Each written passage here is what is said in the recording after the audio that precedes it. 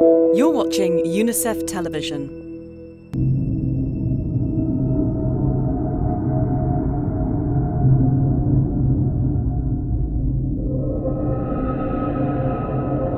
Niko hapa juu mtoto aligonjwa kolera. Njoo nilimleta hapa juu ya matunzo. Kikiliacha kwanza anagonjwa ni juu ya uchafu. Na kikiliacha mimi nayua alihara sana mai na katapika na karegea sana. L'épidémie vraiment a commencé au mois de décembre parce que nous avons eu beaucoup de cas au mois de décembre. On a eu plus de 269 cas. Et maintenant au mois de janvier, les cas ont commencé à diminuer.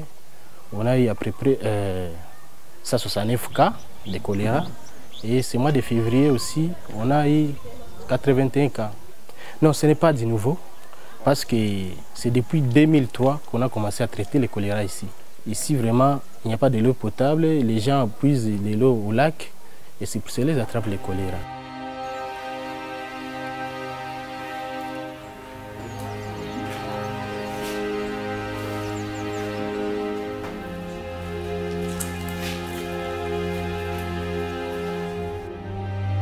On est ici à Goma, dans la province du Nord Kivu, qui est l'une des provinces endémo-épidémiques au choléra, comme l'est le Sud Kivu, le Katanga et aussi le district de l'Ituri, puisque ces provinces représentent près de 90% des cas de choléra en RDC. L'une des raisons pour laquelle le choléra est endémo-épidémique sur l'est de la RDC, c'est cette présence de grands lacs, comme ici derrière moi le lac Kivu, mais aussi le lac Tanganyika, Upemba au Lomami au Katanga, lac Muero, lac Albert, dans lesquels l'eau a été analysée plusieurs fois et le vibrion choléra a été identifié.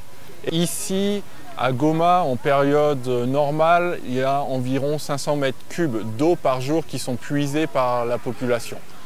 Les jours où il y a des coupures d'eau de la Régie des eaux, c'est toute la population qui dépend du lac pour ses besoins en eau. C'est le même cas qu'on retrouve dans plusieurs villes.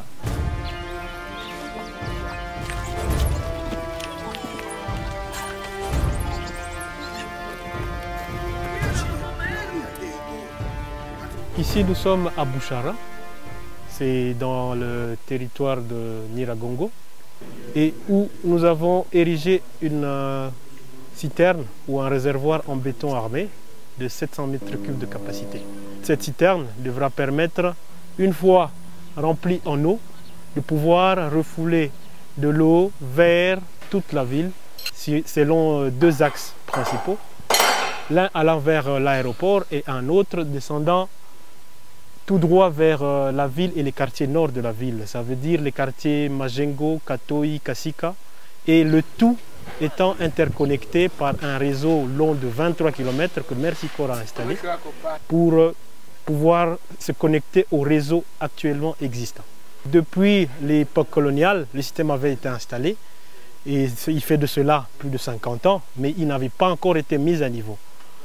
Au départ, un système qui était dimensionné pour couvrir 150 000 personnes au niveau de la ville est obligé de pouvoir répondre aux besoins de 900 000 à 1 million de personnes. Normalement, le choléra est une maladie épidémique.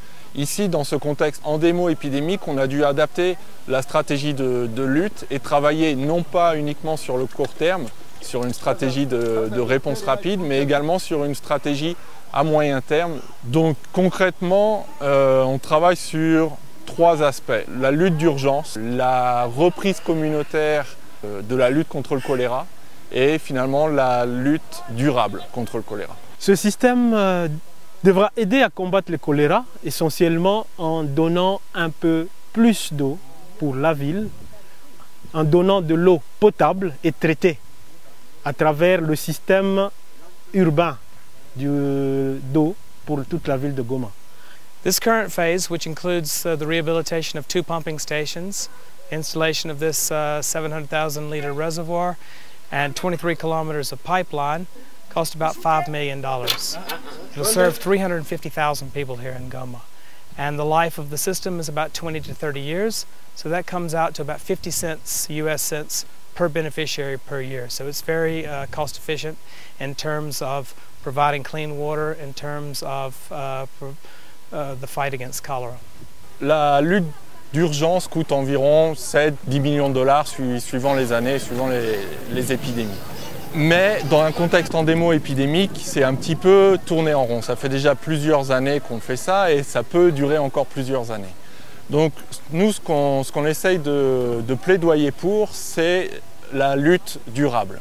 La lutte durable, on estime qu'il faudrait environ 100 millions de dollars pour des infrastructures dans les zones sources. Donc finalement, le rapport coût-efficacité de la lutte durable est beaucoup plus intéressant que ce cycle perpétuel d'urgence. Et on essaye de plaidoyer pour qu'il y ait une complémentarité entre les bailleurs d'urgence et les bailleurs de développement sur cette problématique du choléra dans un contexte endémo-épidémique.